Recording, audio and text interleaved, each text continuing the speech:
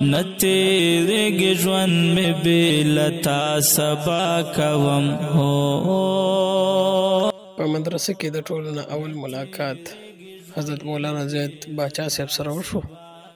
السلام علیکم ورحمت الله وبرکاته.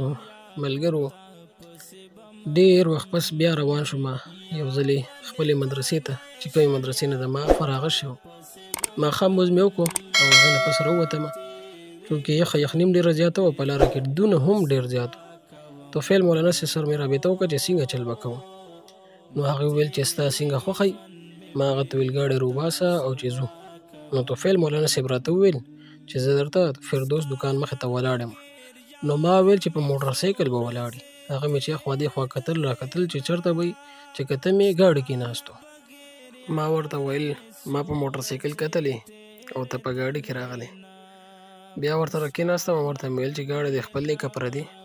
نو ویل خپل مې دی. مې ویل څومره وخت چې اخیستی دی؟ وایي تقریبا 1 کال وشو چې اخیستی مې دی. بیا مې ورته د ګاډي مبارکي ورکړه او د هغې نه پس جامع بحر العلوم طرف ته روان شو. په لاره هم ښه ښایسته ګپ شپ ولګولو. څنګه تېروم نه تېرېږي ژوند مې بې له تا سبا کوم هو. په مدرسه کې د ټولو نه اول ملاقات حضرت مولانا زید باچا صاحب سره وشو.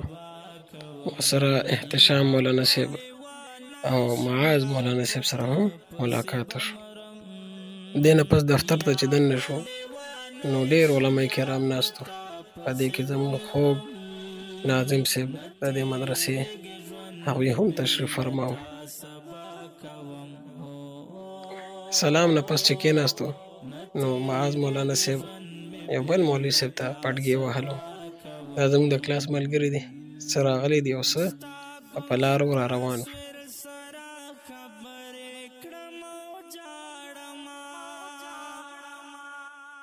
دا زموږ د دور حدیث کلاس و عزتمندو. نن نه 2 کاله وړاندې پکې مونږ به کېناستو دلته کې او شیخ صاحب محترم هغوی به مونږ ته درس راکولو. په دې کلاس کې ډېره تبدیلي شوې ده چونکې مخکې پکې دغه المارېګانې نه وې. دې نه پس بیا خپلو ملګرو سره کېناستلو او له ګپ شپ هم ولګولو او زاړه یادونه هم تازه کړه او کارګزاریان هم بیان کړي یو بل ته چې تاسو څه مصروفیت دي، ستا څه مصروفیت دي.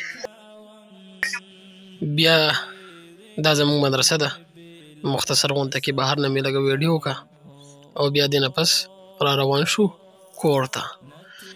نو تقریبا ماښام تلیو او بیا د شپې 10 بجې رالو. 4-5 غنټې هم په مدرسه کې تېرېږي. نو امید د الله نه ساتو چې الله پاک ته تاسو هم همیشه خوشحاله او آباد لري او زموږ چې څومره ملګري دي د جامع بحر العلوم او که د نورو مدرسو دي الله دې ټول همیشه خوشحاله او آباد لري.